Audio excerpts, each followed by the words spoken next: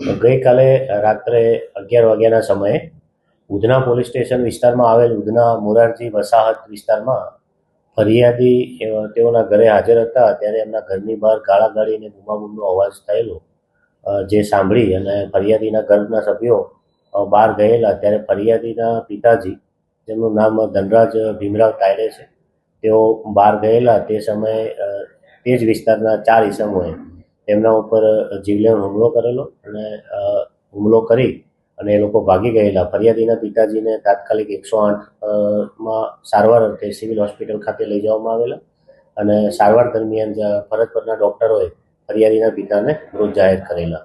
જે અનુસંધાને ઉધના પોલીસ દ્વારા ગુનાની તપાસ હાથ ધરવામાં આવેલી. સ્થળ ઉપર પહોંચી જતા સમગ્ર બનાવની હકીકત જાણી અને તાત્કાલિક 4 આરોપીઓને ઉધના પોલીસ દ્વારા ગણતરીના સમયમાં હસ્તગત કરવામાં આવેલા છે.